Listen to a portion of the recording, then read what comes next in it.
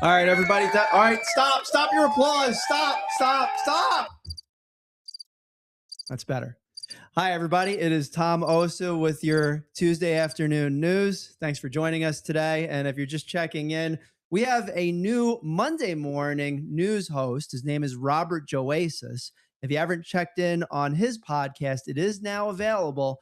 His first episode, it is available on Spotify and Apple Podcasts. All you have to do is just check for Rockland's News as the search term, and you can find it. You can subscribe to it. And we got a lot going on here over at our 5.5-year-old company for Rockland's News. But hopefully we're doing a good job, and we're always aiming to do a better job. And that's the important thing here. But right now, here is your government and small business report. First of all, Rockland County grand jury term has concluded. The Rockland County District Attorney's Office announced that its 5th grand jury term ended on May 27th after considering cases from earlier in May. 14 defendants were indicted on charges ranging from DWI and attempted arson to assault, robbery, and aggravated family offense. The DA's release stresses that an indictment is only an accusation and all defendants are presumed innocent until proven guilty. Well, over the weekend, some of you might have experienced a bit of storms. We note that in Stony Point, there was a power outage that lasted for several minutes. Also in Orangetown, Pearl River area, where some of our reporters were, there was one heavy-duty storm that happened over there. Orange and Rockland Utilities had reported a storm watch for June 6th, warning residents to expect damaging winds, heavy rain, and possible power outages, which was the case. The utility company said crews were pre-staged and urged customers to report outages and stay away from downed lines. There are no reports of injuries during that storm, but certainly Orange and Rockland and other companies are looking forward to making sure that it's always a safe time out in Rockland County, whether the weather is inclement or not. Turning our brains over to the weather right now, as soon as I find the weather app on my phone, because you also have weather apps, but I'll tell you it verbally. Right now it's 81 degrees in Haverstraw and mostly sunny with a high of 82 and a low of 56 tonight. Wednesday's going to be 70% chance of rain, 63 degrees high. Actually, that's a low, and 83 degrees high. So, that sort of thing. Thursday, it's going to be 60% rain, possible chance of thunderstorms, 71 degree low, 92 degree high. I imagine that the rain's going to come right after that high happens. And then Friday, more rain, possible thunderstorms, 93 degree high, 70 degree low, 50% chance of rain. And then Saturday, you're going to see a little bit of a reprieve, only 87 degrees and mostly sunny with a low of 71. And finally, Sunday, bringing in the end of the weekend, 89 degrees high, 66 low, and partially to mostly cloudy. All right, let's get back to the news. Headed over to my other screen over here to make sure that we continue with the news. Okay, Clarkstown June newsletter reported that the grand opening of the Congress Community Cafe at the recently refurbished Congress train station and the expansion of the street community center's hours to 7 days a week has conducted all the way through. It has also highlighted Veolia's water main replacement on West Nyack Road. A June 17th public hearing on safety improvements is scheduled. Routes 303, 304, upcoming Nanuet and New City on June 14th. There are street fairs, extended town clerk hours, and the opening of the New York Pickleball Club. I believe that there was a ribbon cutting last week for New York Pickleball Club. Clarkstown announced a June 6th ceremony dedicating Brook Lane and Lucille Boulevard as Lawrence Rose Way in memory of U.S. Army PFC Lawrence Rose, who was killed in Vietnam. Rose received the Purple Heart. Town officials invited the public to honor his service. State Senator Bill Weber's newsletter said that he voted against legislation that would weaken New York's independent redistricting process and hosted the Miss America 2026 and Miss New York at the Capitol. Oh, good for him. He invited constituents to a Veterans Appreciation reception and highlighted upcoming community events. RocklandNews.com interviewed, well, actually, we didn't interview them. The Bear Wires podcast interviewed East Ramapo School Board member Sabrina Charles Pierre recently, who alleged that district administrators hid spending details. She criticized the $700,000 budget line labeled high school support system, said frequent turnover undermines stability, and called for state oversight to ensure funds serve public school students. And you can listen to that podcast in its entirety on the Bear Wires podcast. That is a locally produced podcast up in North Rockland. And you can find it on Apple, I'm sure Spotify, as well as YouTube. It's a video podcast. We also did an exclusive story on this, and it posted yesterday. So you can still find it right now on rocklandsnews.com. Just type in East Ramapo in the search, or Bear Wires, BARE Wires, and you should be able to find it. It's actually a very good podcast, and they do a lot of work with different individuals of influence in Rockland County. And it gives you a good idea of the direction that Rockland is going in, for better or for worse, so that you can make more informed choices as things go forward. Eduardo Hernandez, who previously served time for rape and kidnapping, was sentenced to 14 years for attempting to abduct a woman in Haverstraw in September of 2025. RocklandNews.com reported that the victim escaped when a witness intervened and that prosecutors noted Hernandez's history of violence. And in a tragic story recently, an 8-year-old girl, Shindell Herzberg, died after being struck by a vehicle while cycling in Pomona on June 2nd. Emergency responders rushed her to the hospital, but she later succumbed to her injuries. Police are investigating the accident and urged drivers to be cautious. This is actually a dual story here. On one end, RC Biz Journal revealed that Bus Patrol, the contractor behind Rockland's school bus stop arm camera program, is paying the county's lawyers in a Freedom of Information law dispute. The suit seeks to force Rockland to release contract details. Critics argue that the arrangement is a conflict of interest because the company being scrutinized is funding the legal defense. On the flip side, because we always try to look at it both ways, there is an article that we posted on Rockland News, I believe it was this morning. A school bus safety plan from Rockland becomes state law. So let me give you a little context here. Bus Patrol is the company that handles those stop arm camera things that go out and they, and they go out. And then, like, when the arm is out and there's a notification not to pass the school bus, well, you don't pass the school bus. You just like wait, right? And then the kids come out, they walk across the street, and then a few seconds later, the stop arm camera thing kind of goes back in, right? So, pretty smart thing. I mean, I get PO'd when I see a school bus in front of me, but I'm not going to, like, just go through it. No way. No way.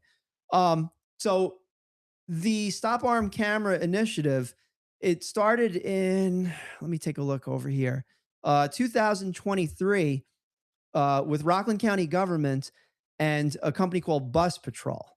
So that's the company that basically is responsible for the technology that keeps an eye on anybody that goes past that stop arm and automatically sends notifications to the proper entities. And ultimately, those drivers get tickets.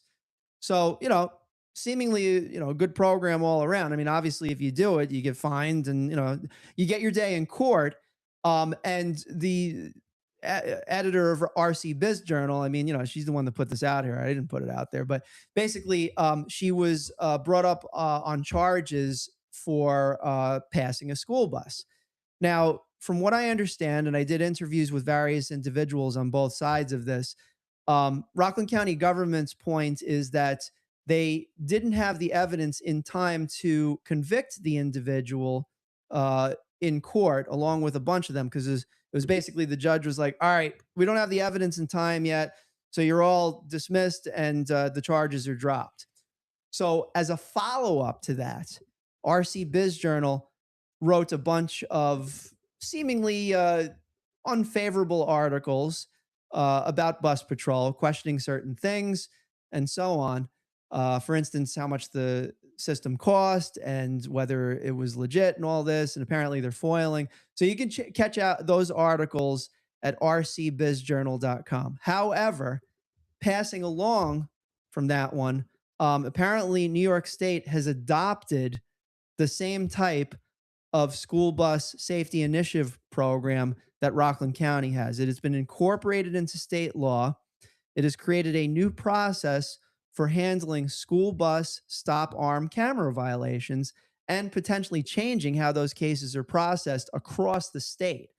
So this is an ongoing thing because I know RC Biz Journal is essentially like, we don't, I don't want to put words in their mouth, so I'm just going, but you can look at those articles over there. And also, you can look at the articles on Rockland's News about the school bus safety arm program. The way I'm looking at it, this is just my opinion, of course. But it's like, again, going back to the thing, like if the arm comes out, like everybody's supposed to stop. And that seems like a good thing. So, probably there's going to be some more articles being critical of the the school bus safety initiative. See, I'm not Jon Stewart. I can't do that. But I will put out some stats for you that'll hopefully, from our perspective, crystallize the issue. And we'll end on this. We'll go on to the next thing. According to data released by the county, notices of violation decreased by approximately 30.5% between the beginning and end of the 2024-2025 school year. Officials also reported a 23% year-over-year decline in violations and stated that more than 90% of drivers cited through the program do not receive a second violation. So, I mean, it sounds like, maybe I'm not going to say it. I don't want to get sued. I might say it anyway, but anyway, well, more on this story, okay? And hopefully everybody that sees the stop arm come out and say, like, don't go past this stop arm on the school bus. We'll stop and not pass the school bus arm. It seems like a good thing. I don't know. That's just my opinion on it. RC Biz Journal also reported that Governor Kathy Hochul launched the 2026 Regional Economic Development Council initiative, providing $150 million in state grants via the consolidated funding application and an Achieve competition. The same article notes that Rockland's paramedic services earned the American Heart Association's Mission Lifetime EMS Bronze Award for rapid research-based care in cardiac and stroke emergencies. And it's happening again. Rabbi Naftali Horowitz filed a federal lawsuit alleging Clarkstown violated the Religious Land Use and Institutionalized Persons Act, lovingly referred to as RULIPUA or something, by denying variances to enlarge his home for religious gatherings. The town contends the requested variances were significant and suggests the rabbi submit a scaled-down proposal. We'll see how that one goes. We'll keep an eye on that.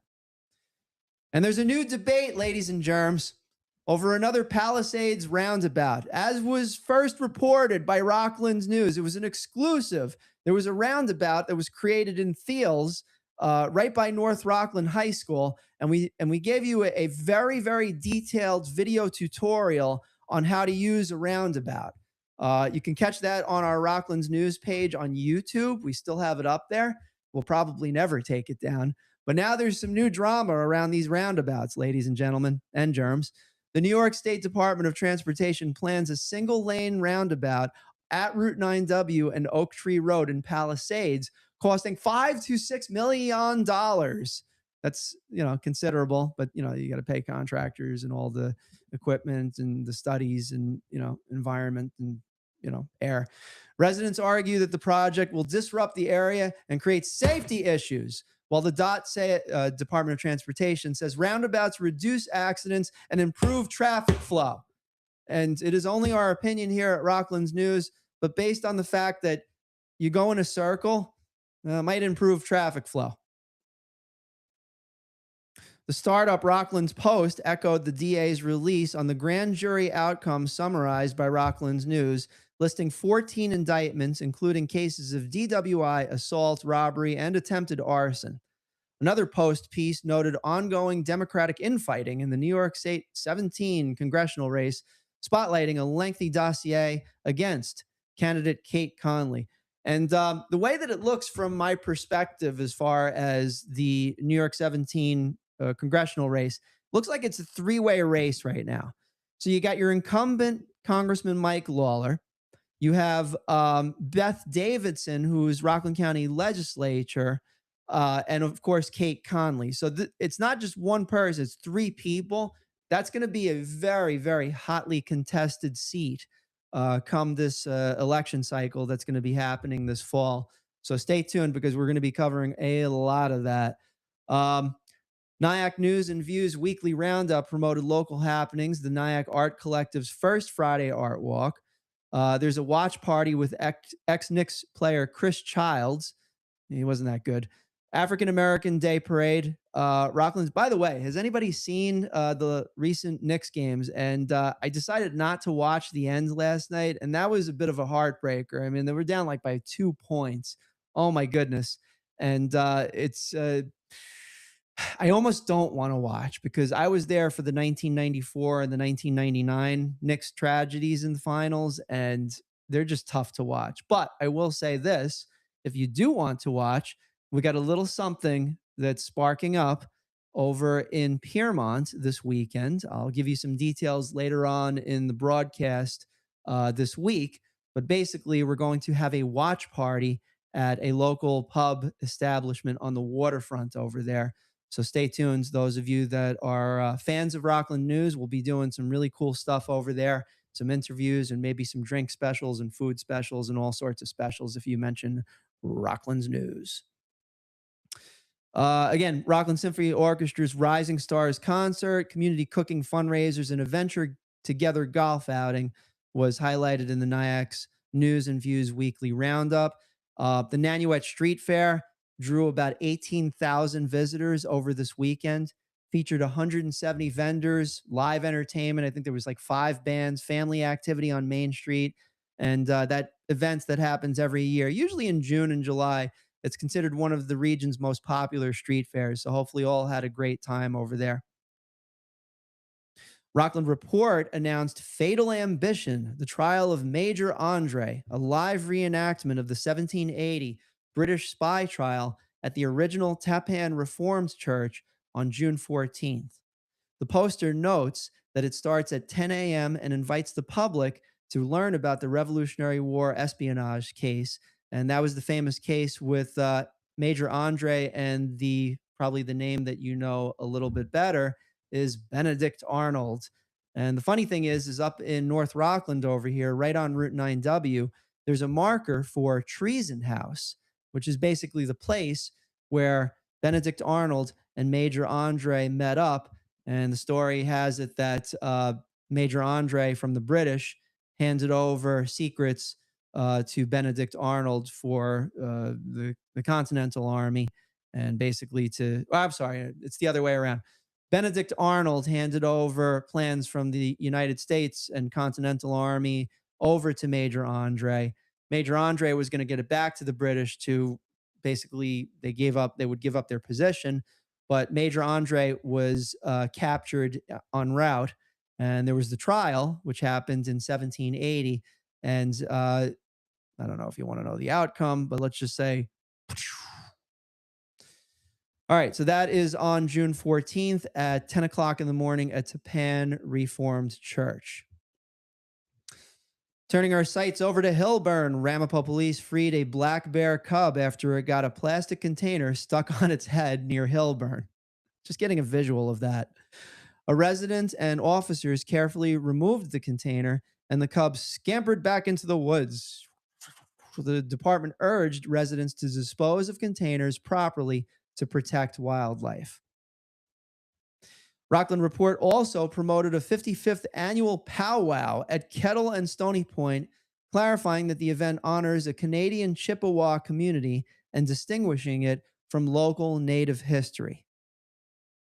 Muncie Scoop noted that Assemblyman Aaron Weeder announced up to $70 million in securing communities against hate crimes grants, with securing communities against hate crimes grants for that to secure communities. Not that they're getting a grant for hate crimes. I have to be very careful how I say things on the live stream, because sometimes if I piece the words too close together, it might get it misconstrued. And dare I not misconstrue this? Aaron Weeder announced up to $70 million in a grant for securing communities against hate crimes. Yes. Okay.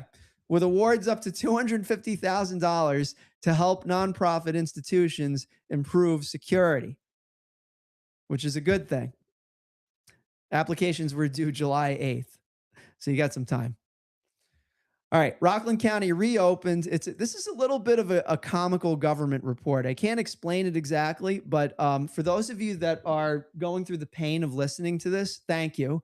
And as I mentioned before, we do have Robert Joasis on Mondays that does a much better job of reporting the news than I do. But I'm going for the Jon Stewart approach on this. So thank you for hanging out with us on this. Next story is Rockland County reopened its 1.5-mile fitness loop at Kennedy Dells County Park with modernized exercise stations and invites residents to enjoy the upgraded trail.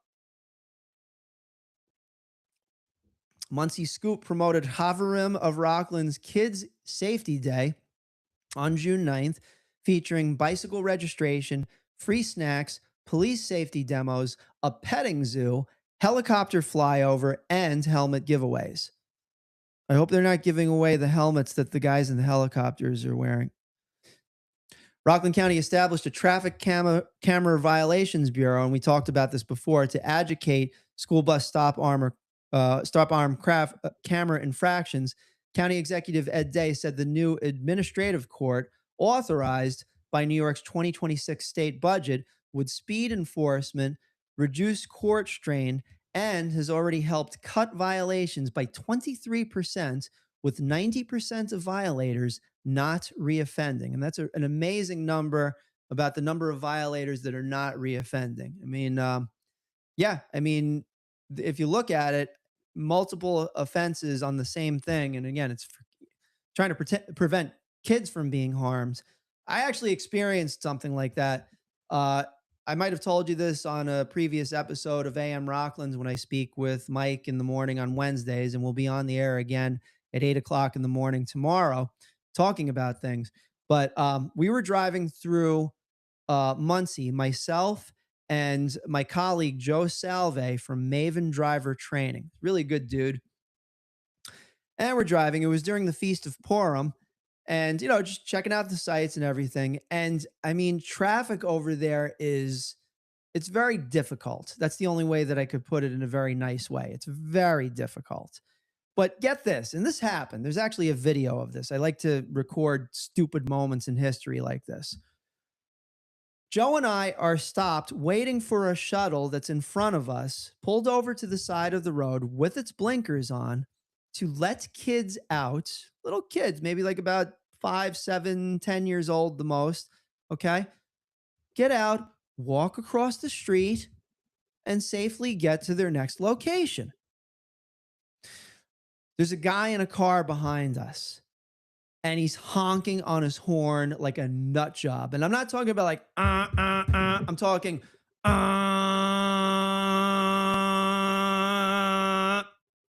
he's going on, excuse me, he's going on for at least a minute while the kids are right in front of us. Right in front of us. So, and I looked at Joe. I was like, apparently what is going through this guy's mind right now is that he feels inconvenienced by the fact that we're not mowing over these kids. And he wants us to go ahead and do that. I was beside myself for days just because of that. Thankfully, nobody got hurt, but I can only imagine the level of dumb acidry that basically pervades through the county just based on just that one incident. And we have approximately 337,000 people or more that live in Rockland County. So that sort of thing has got to be happening more than once in Rockland. And as part of our initiative on Rockland's News this year, we want to make sure that we contribute to traffic safety. So I don't usually opine on the show. That's for Mike and Tom Brady. And we got a few other reporters, Derek, Lara, Heather. But please be safe out there. All right. It is not worth your life or someone else's life to speed or to disobey traffic laws. Remember, driving on the New York State highway transportation system, it's a privilege that can be revoked. I'll tell you that. So please be safe out there. And for our purposes, I don't know if I speak for everybody at Rockland's News, but I definitely speak for myself, is that I fully applaud that New York State has adopted the Rockland, the setup that Rockland County has put up for the bus safety patrol program in Rockland County. So kudos. I think that deserves some applause.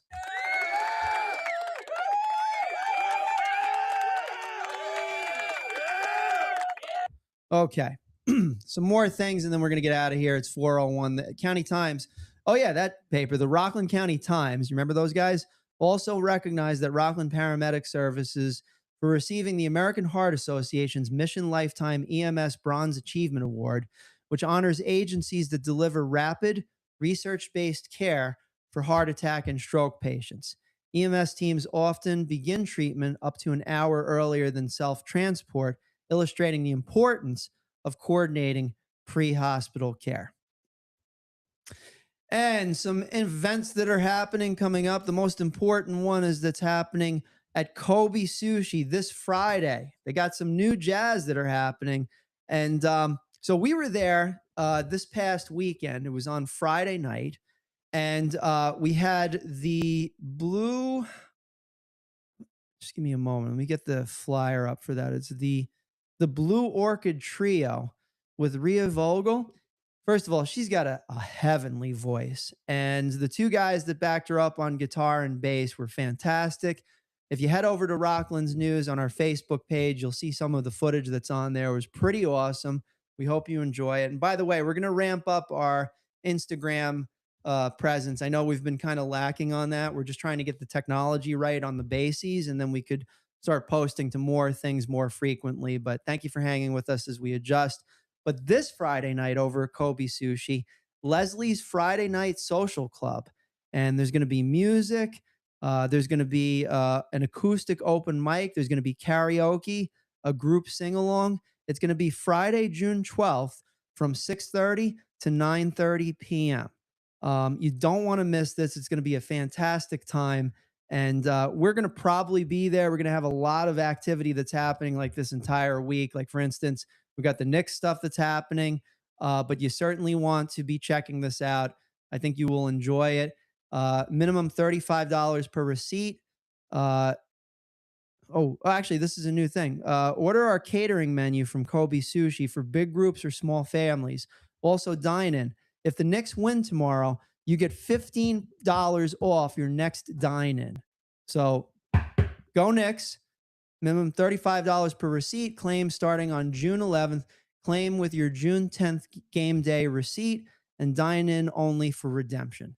And again, this Friday was going to be Leslie's Friday Night Social Club at Kobe Sushi Lounge. You can learn more about them at KobeNewCity.com. They are located at 185 North Main Street in New City, New York.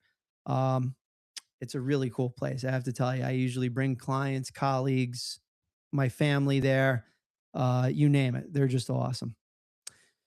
So it is 4:04. I'm gonna get out of here. I will note that there's a few things that we haven't posted yet that we're going to. One is an interview with Town of Stony Point Supervisor Amy Conklin Stam. I posted the audio from my interview with her. We had a sit down with her for about 45 minutes on some initiatives that she's looking to do. The town board meeting is tonight, by the way, over in Stony Point. I suggest people that are active in learning more about their local government, visit it. It's usually up at the Patriot Hills Golf Course, definitely open to the public. And then we also have a video podcast with Town of Haverstraw Supervisor Howard Phillips. They just did their 5K race this past weekend, and we got some pictures that are going to be posted over to rocklandsnews.com. Okay, other than that, for now, my name is Tom Osa. Thank you for joining us today, and we'll see you next time. Take care. Oh, and Mike and Tom in the morning tomorrow at 8 o'clock. Thanks for joining us.